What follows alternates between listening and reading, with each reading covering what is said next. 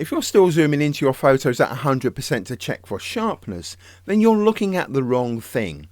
Because a perfectly sharp photo of a lifeless subject is still just a bad photo. If you've ever come back from a shoot with technically perfect photos, but nothing feels right, or it feels dead, or it feels a bit soulless, then you already know the problem. But the problem isn't your camera or your lens. It's that you've been trained to think like a technician instead of a human. Because viewers don't see pixels, they see emotion, light and timing. Today, we're going to fix the technical trap. I'm breaking down the 3 invisible elements that actually make a photograph work. Things that a sharp lens can never give you. If you understand these, your photography changes today. And stick around to the end because I'm going to show you the one thing that matters more than anything else in photography for every single photo that you take. You can take a sharp, well-exposed photograph and still feel like nothing is happening in it. It looks correct, but it doesn't hold your attention. It doesn't make you feel anything. And that brings me to point number 1, storytelling and emotion. When photographers talk about storytelling, they don't always mean a story with a beginning, middle and end. Sometimes a photograph tells a story simply by making you stop and look. And sometimes it isn't really a story at all. It's just visually interesting. It holds your attention and creates a reaction that you can't easily explain. So think about some of your favourite photos. They might be of places that you've never visited, or of people that you've never met, or scenes that have nothing to do with your life. Yet something about those images keeps pulling you back. Maybe it's a mood or atmosphere, or maybe it's a light, and maybe it's the way that the scene is arranged, or maybe it's something that you can't quite put into words. And the important part is this: that reaction is exactly what you're trying to create as a photographer. So you're not just looking at images,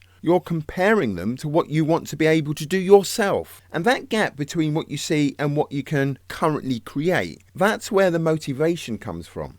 And it always makes my heart sink a little when the first thing people focus on is technical quality instead of that reaction. Because what actually drives attention is not technical detail.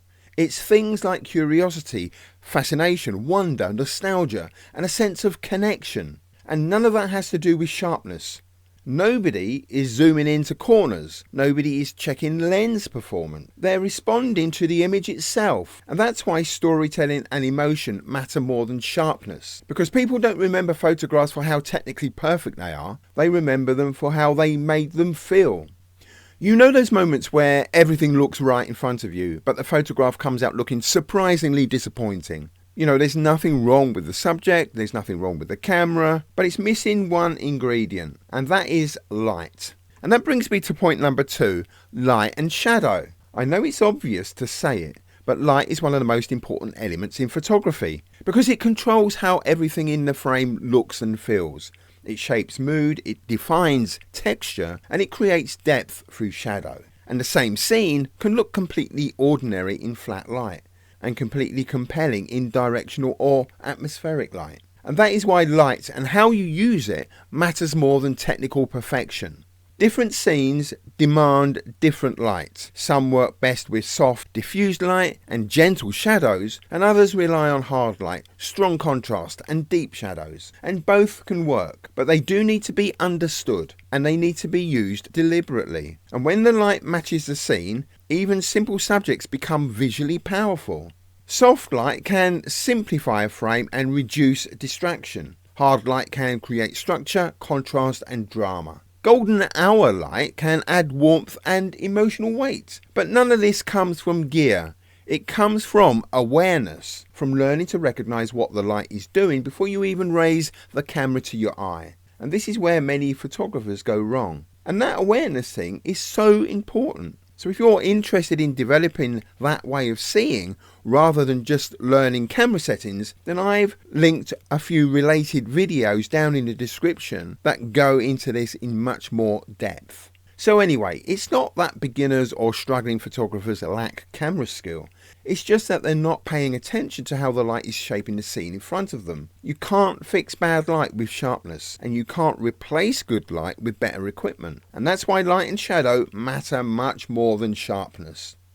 If your photos feel like they should be better than they are, but they're just not landing, then the problem is usually not the subject or the light. It's what you've done with the frame and when you press the shutter. And that brings me to my final point, composition and timing. So composition is what directs the viewer's eye. It decides what people notice first, what they notice next, and what they ignore completely. Timing is what determines what actually happens within the frame. And it can be the difference between a photograph that feels alive and one that feels empty. You can have strong emotion and perfect light, but if the frame is confusing or the subject is poorly placed, then the image loses impact.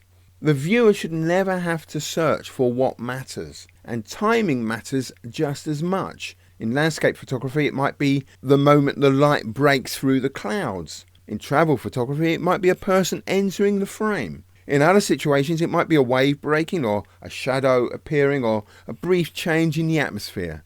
These are the moments that turn an ordinary scene into a memorable photograph. This is why composition and timing work together. So composition gives structure to the image and timing gives meaning to that structure. And when both come together, the photograph feels inevitable, as though it couldn't have been taken any other way. So if this way of taking photos interests you, then please let me know your thoughts in the comments below.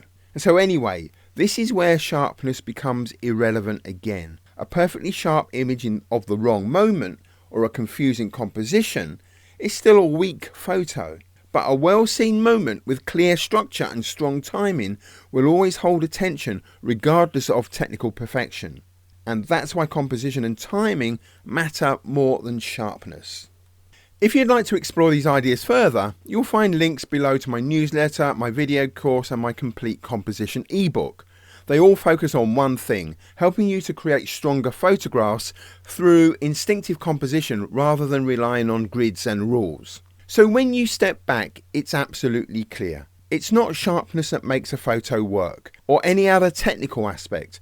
Those things only have to be good enough rather than perfect. But there's still one thing above all of this, and that is composition. But specifically learning to compose through instinct rather than grids and rules. And if you want a simple way to train your eye to respond more naturally in the moment and consistently take stronger photos, I'll show you exactly how to do that in the next video.